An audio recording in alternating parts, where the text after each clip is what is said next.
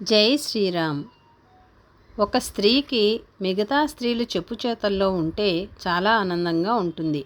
వాళ్ళకేదో కాంప్లెక్స్ ఉంది. తనకన్నా అధికారం చెలాయించే వాళ్ళు ఇంకొకరు ఉండటానికి వీల్లేదు. ప్రతి వాళ్ళకి వాళ్ళకో ఏరియా ఉంటుంది, ఆపరేషన్ ఏరియా. దాంట్లో ఇద్దరుంటే కష్టం, కొట్టుకుంటారు. మగవాళ్ళైనా అంతే. అందుకనే సుమతీ శతకంలో ఒక రాజు ఒక గురువు ఉంటే ఆ ఊరు సుఖపడుతుంది అన్నారు. ఒక ఊరిలో ఇద్దరు గురువులుంటే ఊళ్ళో వాళ్ళు చచ్చారే. వీడొకటి చెబితే వాడొకటి చెబుతాడు. ఒకరు చెప్పింది ఇంకొకరు చెప్పకపోవటమే కదా స్పెషాలిటీ.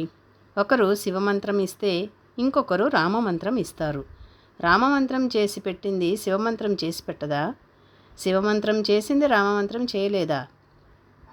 రెండూ ఒకటే అయినప్పటికీ ఆ రామమంత్రం తీసి శివమంత్రం ఇచ్చేదాకా ఈయనకు తోచదు. శివమంత్రం తీసి రామమంత్రం ఇచ్చేదాకా ఆయనకు తోచదు. మధ్యలో చచ్చిపోతుంటారు. వీళ్ళకేం పాతివ్రత్యమా పాడా? ఇక్కడికి అక్కడికి తిరుగుతుంటారు.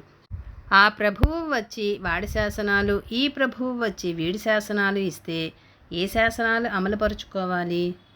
అందుకని ఒక ఊరికి క్షేమం ఏమిటయ్యా అంటే ఒక పాలకుడు, ఒక గురువు. అది క్షేమము.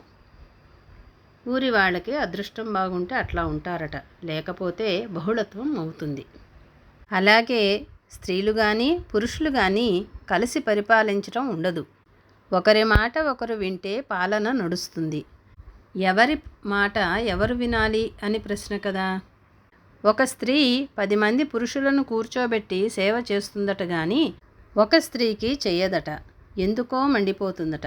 సామెత ఉంది, స్త్రీకి స్త్రీయే శత్రువు. ఎవరు ఇదంతా చేసింది? శూర్పణఖ. రావణాసురుడు హాయిగా ఉన్నాడు.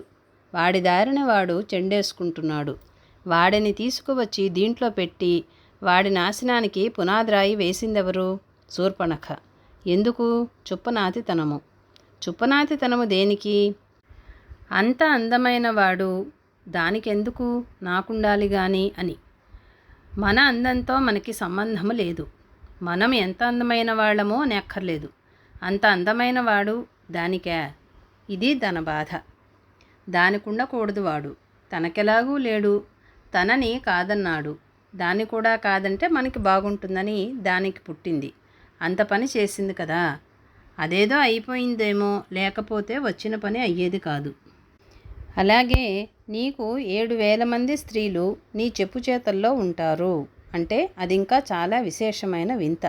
ఎంతసేపు మానవుడికి ఒకటే బాధ, వాడు చెప్పిన మాట వినాలి. ఆడది అయితే ఆడవాళ్ళ మీద సుప్రీం అయి ఉండాలి. I am the supreme. అట్లాగే మగవాడికి తన రాజ్యానికి తనే ప్రభువుగా ఉండాలి. జై శ్రీరామ్.